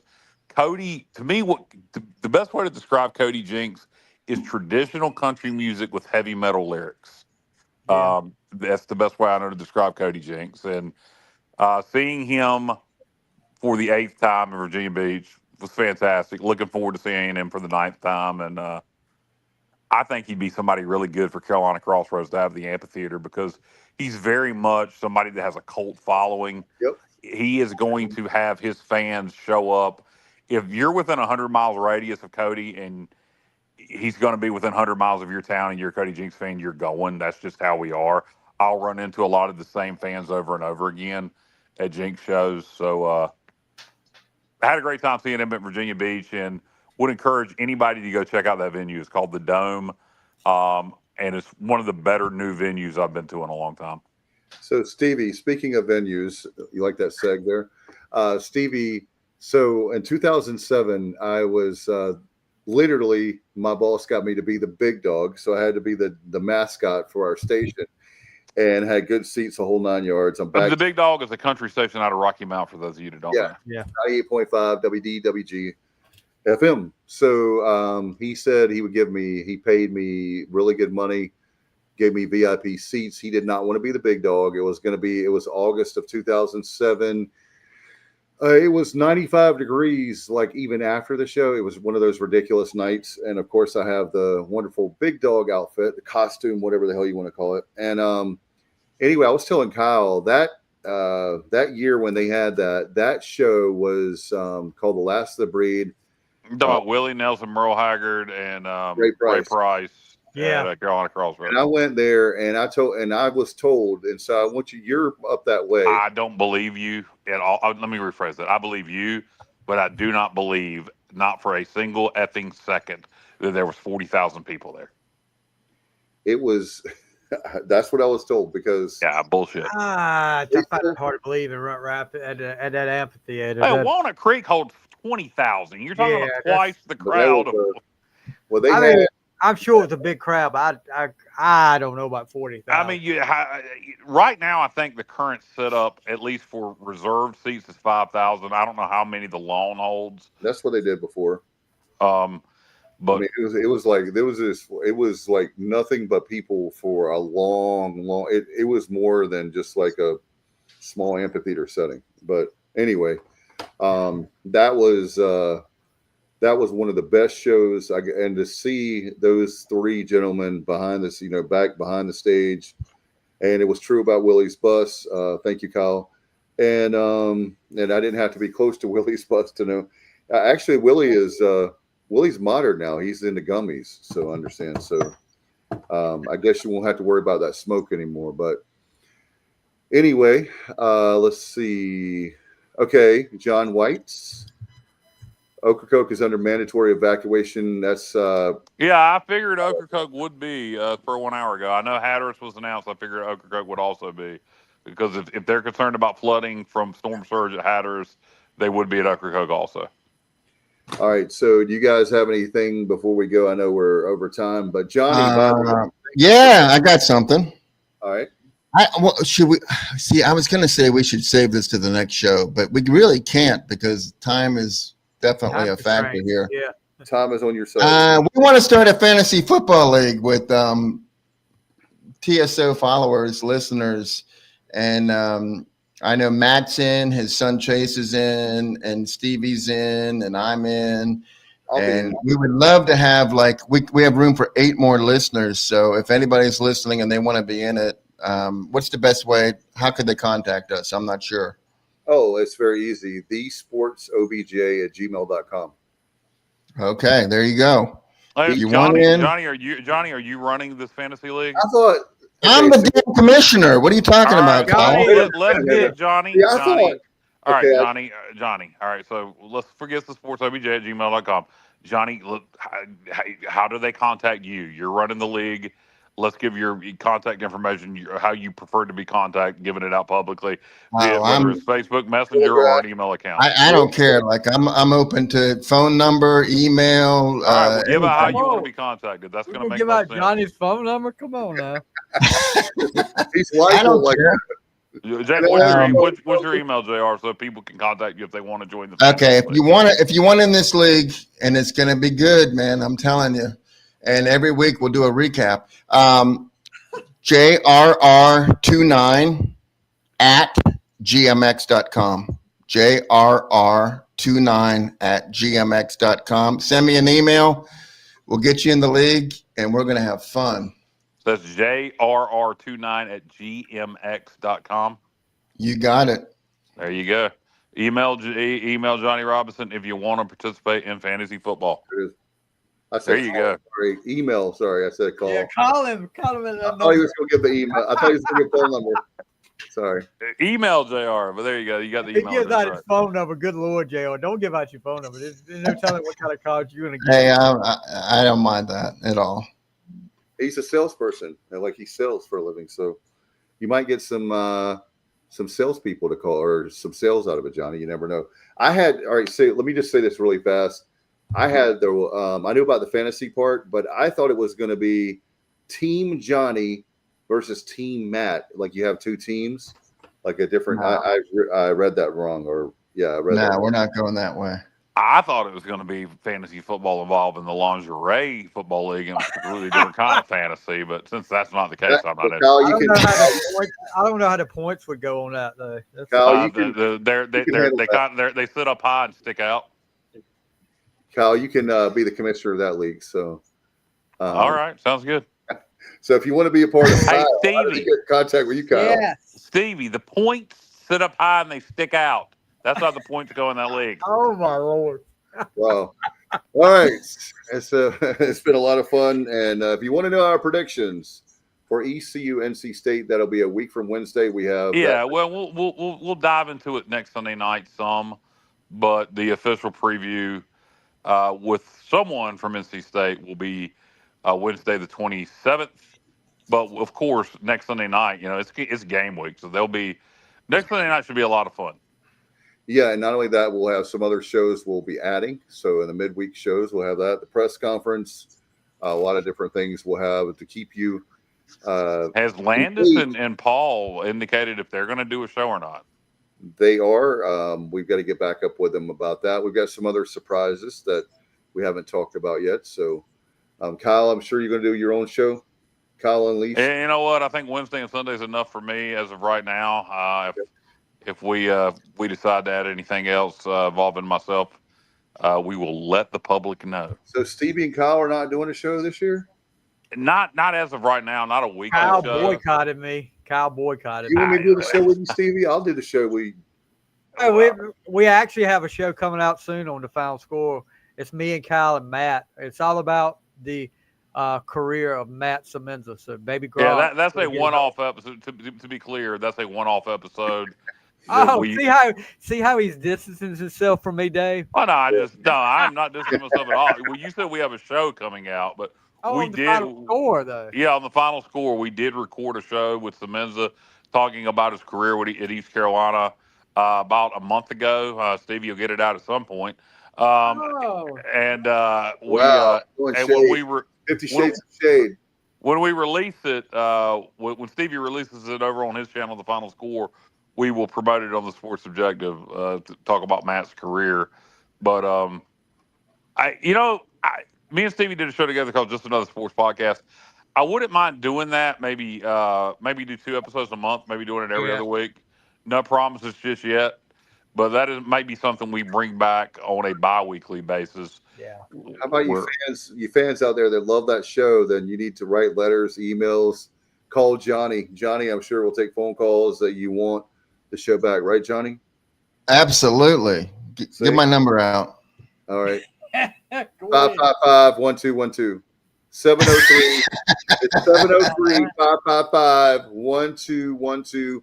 Call Johnny if you want to see that show with Stevie and Kyle back, and let him know the league. What the hell does JR have to do? Hey, I've already got an email. Hold on. I got breaking news. I've already got an email from John White. He wants in this league. He wants to win it. We can't let that happen, though. John White's going down. Yeah, he's a great pitcher, but what about fantasy football? We'll find out. And is that going to be like? So is this like Pirates, individual Pirates, or you make your own team, or how does that work? It's NFL. It's NFL. Oh, NFL. Oh, I thought we were doing a. Oh, okay. Yeah, you have to draft players, and then you calculate the points each week. Yeah, I thought that like Pirate Radio does that with college, so with ECU. So no, if you want to play NFL fantasy football, email JR at JR. What's the email account? Email me. I have a feeling John White may be a ringer. I'm not sure. There we go. Right there. A ringer. Email be a ringer. JRR29@gmx.com. No, don't call me. Call that on your phone too. I told you 703-555-1212. Call Johnny now. Operators are standing by. Hey, you know what, Johnny? You actually having that name Johnny, Johnny the Greek Robertson. We could have. Now having the name Johnny. Hey, I don't want to. Robertson. Hey, I don't want to like prolong the show or anything, but I just want to say something quick. I did tell Clip Brock that I really feel like he gave me that name, Johnny Stats, and I hated it at first. And for the record, I've never called myself Johnny Stats ever. But I do feel like it cultivated people like being aware that I have some crazy stats like cooking up, and I just gave Clip Brock credit for like sending me in the right direction. So hats off to him, and Steve and Igo too. Igo's awesome. Yes, they both are, and Johnny Stats is definitely better than Johnny Football. But yeah, I agree. You're definitely close. But hold on a minute. Johnny Garner is Johnny Basketball, though, and I don't want. There's no doubt about that. Oh Johnny Basketball is Johnny Garner, so I don't want any confusion there. Yeah, two great Johnnies. No, what we got to do is get Johnny Gardner and Stevie to do a show together. And, I would, Kyle. I would never miss an episode. I've already told Johnny Garner. I've already told him. If you did a podcast, I would never miss an episode. Johnny Garner, so you want Johnny Gardner to do one, but you won't do one with me. Have you ever talked to Johnny Gardner? Huh? I love his approach. I love his attitude. Hey, Kyle, you're his brother, man. You're his soul brother. You two are very much alike as far Johnny as. Gardner? Yeah. But the reason I want Johnny Gardner and Stevie to do a show together is because their voices. I mean, it would be. I agree. I love that. I love it. It would be the most country podcast ever. I'm going to get one of those devices that every time I say something, it says it in a robot voice, so Kyle can't talk about my accent anymore. I love it, dude. I love your accent, Stevie. And Johnny Gardner saying, Johnny Gardner's very much like this right here. It's a classic. It's a classic. I tell you what. Stevie flies. That's not the best Johnny Gardner, but that's kind of how he talks. Pretty good though. Yeah, it's pretty good. Him and Stevie together, that would be epic. Yeah, that's why I like going by JR, because I feel like Johnny Garner, he's the Johnny. He really is. And another Northeastern North Carolina boy. Northeastern North Carolina kind of dominates this thing with me and Dave and Stevie. And I'm a big fan. I'm a big fan of Johnny Garner, for sure. Johnny's Northern Virginia, so it all works out. No. Yeah, there you go. Yeah, JR's in Northern Virginia, which is the suburb of where Stevie lives. Upper Virginia, Kyle. Upper Virginia. Okay, yeah, you're in the Blue Ridge. So Stevie, you had in Lasker, you had the president, didn't you, recently on Friday? President? What? Yeah, the president was in Lasker. Okay, yeah.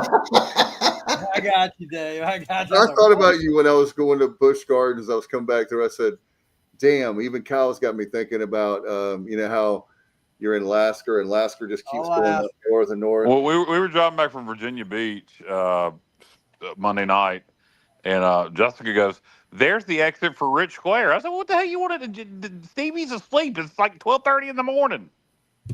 Y'all gonna try to wake me up? I'm gonna be waiting for you. Would there's no need for all that, Stevie. There's no need. I don't know you, Robert. Oh, another compliment for Kyle. Kyle's not going to be able to come back on the show anymore. Thank you, Robert. I appreciate it, brother. Kyle's going to do his solo album, kind of like Kiss. They did their all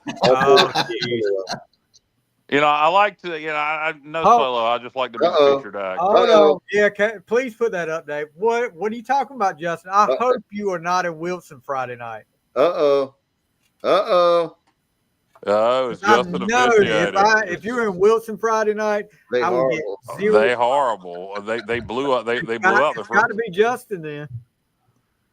Oh my God! He said I was worried that we hadn't heard from Justin, but now I can go to sleep comfortably tonight. So yeah, and evidently I'll be seeing Justin Butts Friday night if he's talking about a horrible referee crew.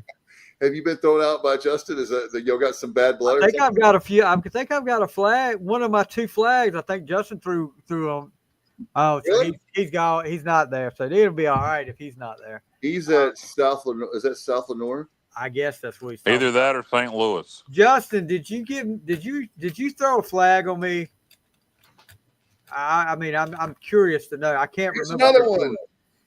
Because I think I did tell Justin one time that. Yeah, it's sort of high school football season for most. At Wayne Christian, no. I've only had 2 in my life. Wayne Christian won't one of them. Last year, I told one of the referees, "I'm tired of doing your job for you," and I got a flag for that. Wow. But high school football. Go ahead, Stevie. Go ahead. No, I thought that was pretty tame, but he didn't agree with me. Well, once he threw the flag on you, you should say, "Well, if you're going to throw a flag on me, then blow me." Whoa! Give him a reason. Majority of high school football starts this Friday. Stevie, Northeast Academy is going to be playing at Community Christian in Wilson. So who does Martin County play this week? We are at North Pitt. North Pitt. There you go, Martin County at North Pitt. So are you calling that game, Dave? I will be doing yes, I will. I'm the voice of the Gators, 3rd year. So, and where can people listen to that if they want to? They can listen to it on. There's a small FM translator, if you will, 92.1 FM. If you're locally in the Williamston, Martin County area. If you're not, then you can simply listen to radio900.net. Radio900.net is our website. You can just click on there and listen live. And Justin says he'll be at Kinston. He's going to be in Kinston Wednesday for JV South Lenore Friday. Well, so you get Deep Run on Friday. Nothing like a Friday night in Deep Run. Please beat North Pitt, Dave. Well, I wish I could, but I can't do it by myself. Go Gator. That's right. Go Gator. Yeah, we actually have how would you like this, Cal? Our 4th head coach in 4 years, and we've still had winning seasons, but four coaches in 4 years, 4 defensive coordinators in 4 years, 4 offensive coordinators in 4 years. Thankfully, I'm one of the only thing. This is my 3rd year, so I hope they don't fire me after this year. So, do you think it's Shane Scarper running everybody out of town?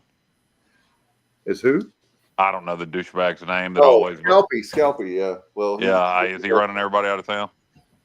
No, it's just a matter of that is the complainingest human being I've ever seen in my life. I've never. I mean, he needs to get laid desperately.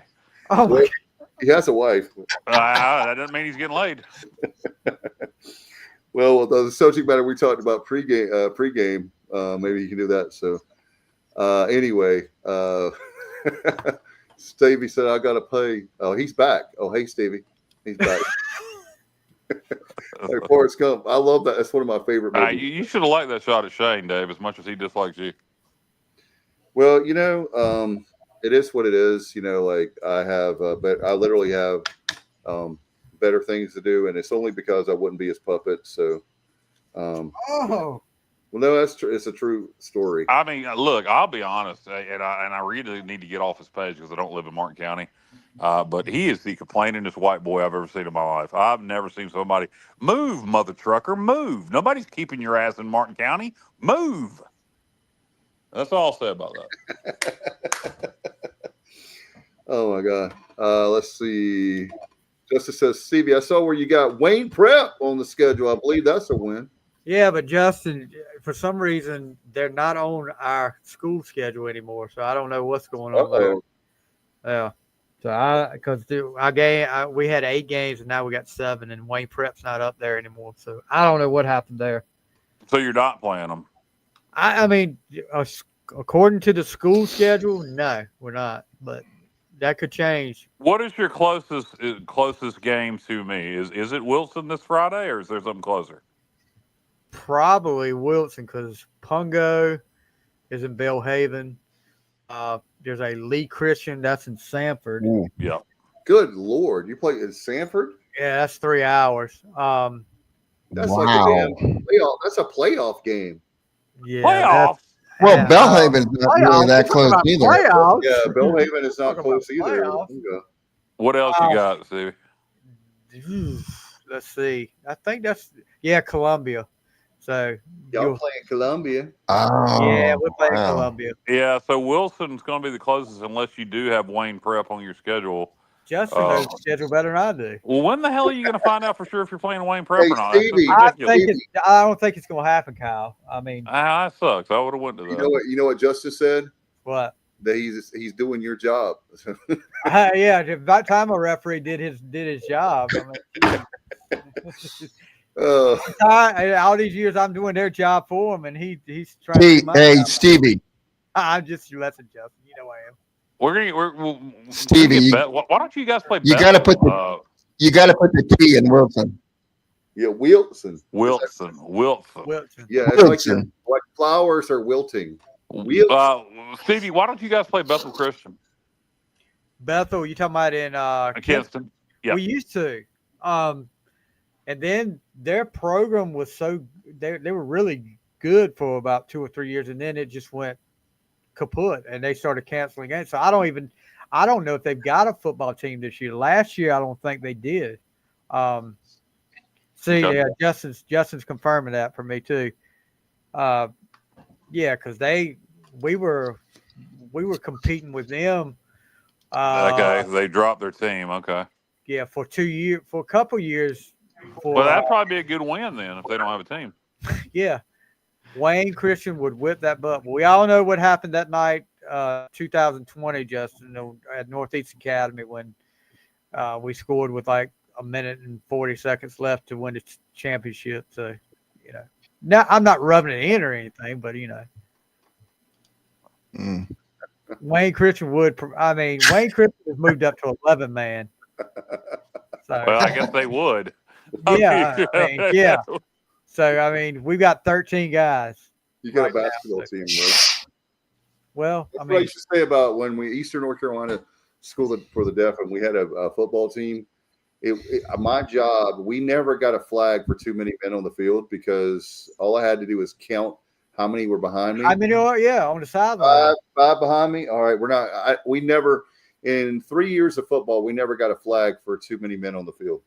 I'll tell you what, I know we're going on. I'll tell you what, it's a shame, and it'll tell you how high school football is right now in some areas, that a team that just won the state championship 2 years ago with the same coach is not able to field a team this year, and they only had 3 players come out for football. Yeah, all these kids now, particularly of the Caucasian variety, are a bunch of panty waste. And the parents are a bunch of panty waste. They're scared to let them to play football. And that's why these private schools aren't fielding teams anymore. So I don't know. They all want to play soccer or either Fortnite. So I get out there and play football, boys. Little brain damage ain't never hurt anybody. Yeah, nothing like CTE, right? Play bear grass next week. Yeah. I had a few. Back in the day, when you got a concussion, back in the day, it was just called getting your bell rung. Because I know I probably had at least 3. Because everything just lit up. But you toughed it out. I'm not saying. I'm sure some people have effects of it. I don't really. I haven't felt any effects from it. I'll put it that way. I'm not going CTE or anything like that. Yeah, look, here's the deal, and we're about to get off of here, but there are so many safety protocols now. You're taught to tackle right. All the kids protect their heads. People need to let their kids play football. And like I said, I'm being honest. It's white folk. And that's why these private schools are struggling to fill teams, because these parents, these late my generation, the last of the Gen X and the early millennials who are now the parents to their kids playing, are scared to death to let their babies get hurt. And they sit around playing Fortnite all day, and they're scared to go play football. And that trend needs to stop. And let's get some kids out there. There's, breaking your nose or your arm is a rite of passage. It's a rite of passage. Dude, I can remember playing more violent games in the backyard without pads on than I did with pads on. But that doesn't happen anymore either. You want to talk about a high-scoring game? Watch 8-man football. Woo! I hope it's not too high scoring this year. I'll put it that way. I told you, Stevie, just go deep every time. Just go deep the whole game. Just repeatedly, Hail just Mary, go deep. Hail Mary every Oh my play. God, I got to get off here. I was getting ready to say something. You know, Stevie, you do know an interception is as good as a pick. I forgot about that. Yeah, interception is just as good as a pick, Kyle. You're exactly right. It sure is. The other night I was talking to Stevie and I said, just go deep. I was trying to say an interception is as good as a punt. Oh. I said an interception is as good as a pick. Yeah. And like, it's true. what? It's undeniable. What are you It is talking about? undeniable. An interception is as good as a pick. It's undeniable. You didn't lie. You really didn't. Yeah, Justin, I did see where Parrott beat Evangel Christian. And I think that was in did they go to Tennessee? Was that in Tennessee? It's 30 possible. game win streak, 30 plus. Wow. Yeah, Parrott a couple years ago, because they became big and bad at the private school level. You have to look back when this was. It was maybe 2018. Played Kinston High and got their brains beat in. So that was a one-time thing. Yeah, Matt. I know Matt up there coaching at Parrott. Matt's a good guy.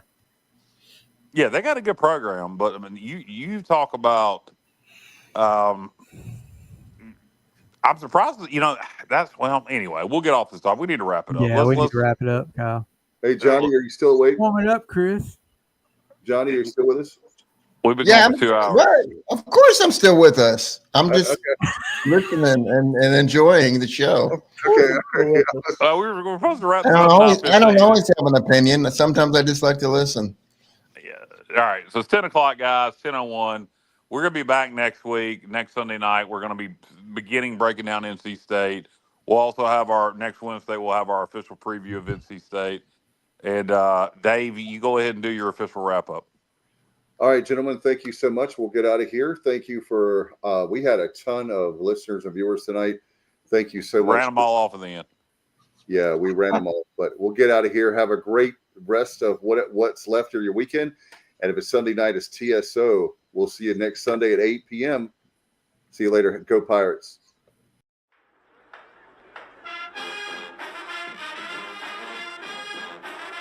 You're watching The Sports Objective, the podcast for Pirates.